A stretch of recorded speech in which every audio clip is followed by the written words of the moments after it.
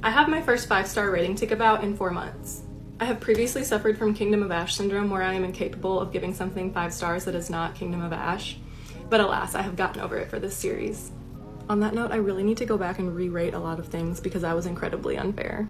I read all 3 of these in a week. It would have been less than a week if I didn't have a job, but I could not put them down and they were seriously all I could think about.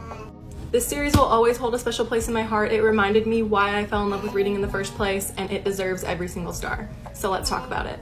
You've definitely heard of this series unless you've been living under a rock, but if you haven't heard about it or you're still debating it, I'm going to try to eloquently explain it to you. No spoilers.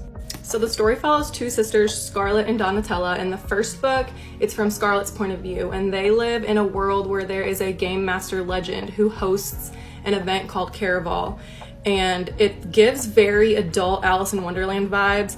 You can either watch Caraval or play in Caraval, similar to the Hunger Games. You have to have a ticket to play. It's very like mystery, finding clues. It's very enchanting. The way that she writes this is like the epitome of forgetting that it's words on paper. It is seriously so beautiful the way that she writes, and I felt like I was inside the world of Caraval, and I never wanted to leave. But so this first book is gonna follow Scarlet's Caraval. The second book, Legendary, switches point of view to her sister Donatella, and this is going to be her Caraval. And then the third book is split POV between the 2 sisters. The plot really develops throughout all 3 books, and I was very satisfied with the ending that she gave in Finale. There's definitely romance throughout all 3 books. It is YA, so there's not going to be any spice, but the tension and the slow buildup is still great. Sometimes YA tension is the best, even though there's never any spice in the end.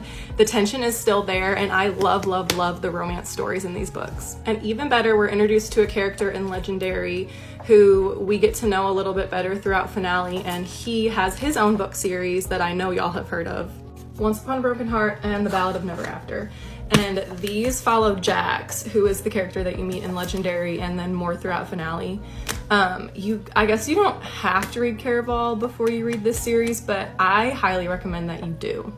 You're gonna get a really good backstory on Jax in Legendary and Finale, and the things that happen in these books are gonna make more sense. If you don't read it, you're just gonna be a little bit confused, and you're not gonna have as good of an idea throughout this series of Jax's background. I'm currently on page like 30 of The Ballad of Never After, so I am still deep in the trenches of this series, and it is everything that people say it is and so much more. I'm obsessed with it. So anyways, love, love, love Caraval. 5 out of 5 stars. You have to go read it now before you read Once Upon a Broken Heart, and I am gonna go finish that.